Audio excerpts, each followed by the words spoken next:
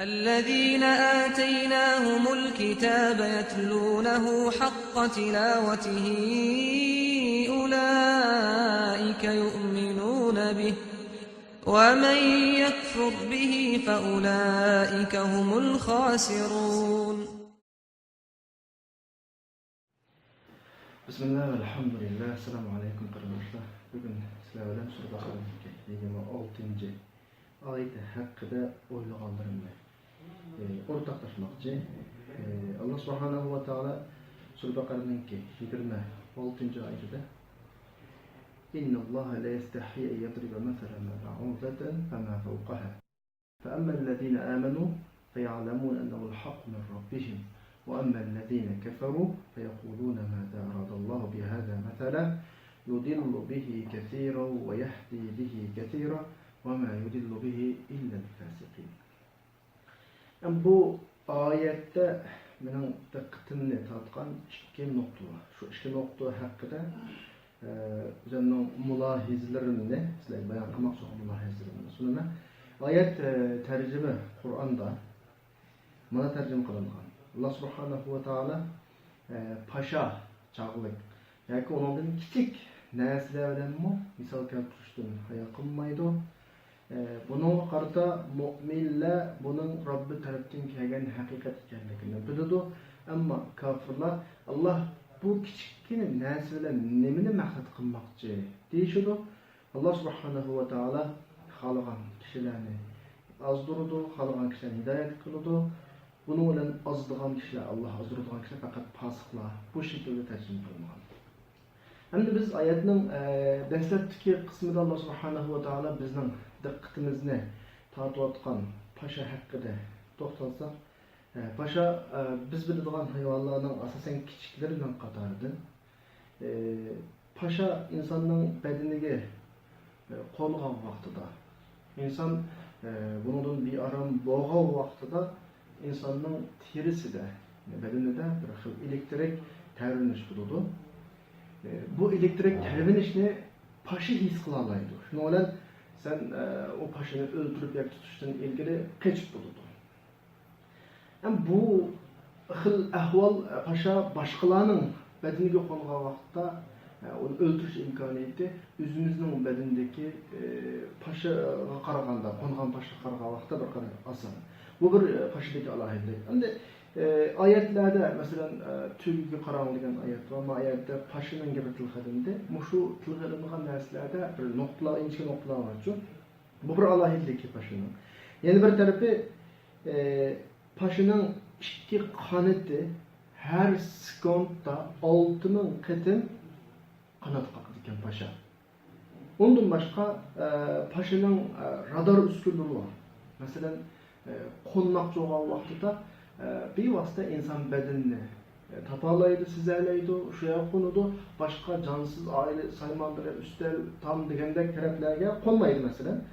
Undan boshqa pashada tahlil qilish uskunasi bor ekan. Ya'ni suyulmoqchi bo'lgan qonning o'ziga mos keladigan, kelmaydiganligini tahlil qilib, undan keyin suyulmaslik qarorini beradigan pasha. Undan boshqa pashada mast qilish uskunasi bor ekan. Yani paşa insanın terisini teşkil vaqtida, chaqqan vaqtida dastlab kishi tuymaydi. Bir mahal ya paşa uçib ketib bo'lgandan keyin yoki ma'lum vaqt o'tgandan keyin sal qobirib chiqqan vaqtda an tuydi masalan. Undan boshqa paşaninki suyuldirish iqtidori bor. Odatda insonning qonining quyoqliq nisbati paşaning tumishqidan quyoq yani. Paşa bizning qanimizning sümüradigan neysi bilan normal bizning qanimizning sümürülmeydi. Ama şunda bir iqtidori borki, alohidlik borki, qonni sümürishdan ilgari uni suyuldirib, o'zining shu neysidan sümüralgidek holatga akab sümüradigan. Demak, Allah Subhanahu ve Teala bizning diqqatimizni tortmoqchi bo'lgan bir paşa, shu yuqoridagidek bir alohidliklarga eng kichik hayvon deyli, eng kichik jonivor deyli, yuqori iqtidoriga ega, ya'ni bunun da radar üskünüsü var deyli, radar iqtidori var, tahlil qilish iqtidori var, nas qilish iqtidori var, suyuldirish iqtidori. Ondan başqa paşada 3 yürek var.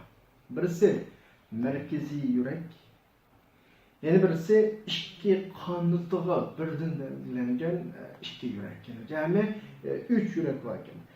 Endi muşu bir biz uqmaydigan endi Allah subhanahu va taala paşa yaratgan alohidliklar uchunmi hadisda bunday bir ifoda bor. Agar dunyo Allohning nazarida bir paşaning qonitig'i teng kelsa, dunyodan Allah subhanahu va taala kofirlarga bir yutum suv emaydi. Bu iliqi paşadagi bir xil urulashtirilgan, biz his qilmaydigan bir kichik jonivor deb ko'z qilmaydigan, ammo Allah subhanahu va taolaning qudratiga dalolat qiladigan bir mo'ncha masalalar boshidagi.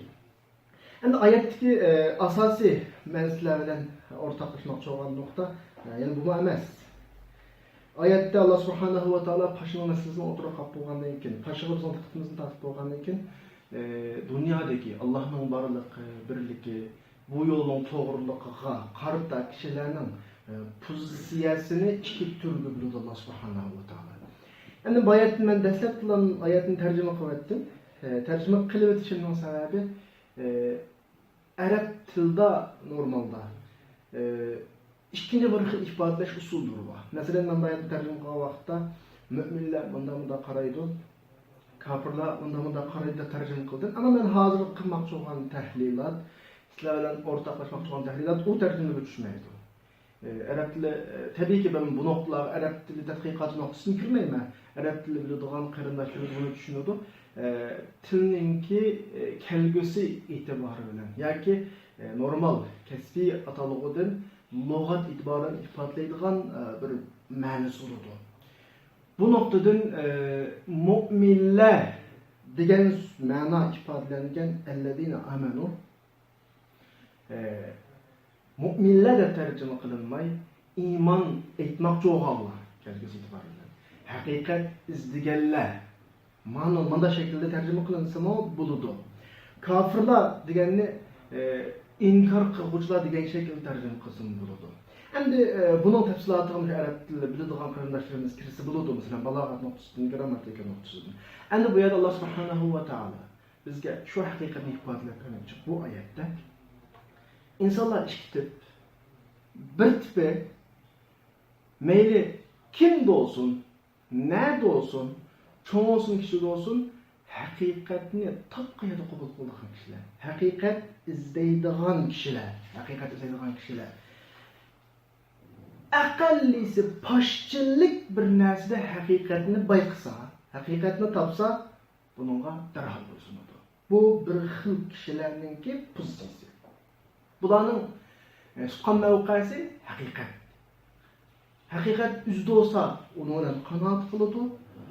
Agar üzde olmay qilib, o'zining yo'li xato chiqib qilib, boshqa yerda olsa, darrov haqiqatni topgan hamallan bunga erishdi. Bularga cho'ng dalil ko'rsatish kerakmaydi. Kichikkina aqallisi pasha bularning iymon aytishiga, haqiqatni topishga yetadi. Boshidagi Alloh subhanahu va taolaning qudratiga barliqiga birlik ifodalaydigan.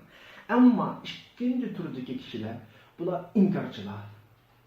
Özünün yolu doğru olsun, hata olsun, benim tutkan yolum muşu, doğru olsun mu doğru, hata olsun mu hata. Senin yolun doğru olsun mu hata olsun mu hata. Bulara paşa enes. Asmanga çıksan mı işenmeydi. Asmandan kitap tutsun mu işenmeydi. Malaikeler asmandan tushsa mu ishonmaydi.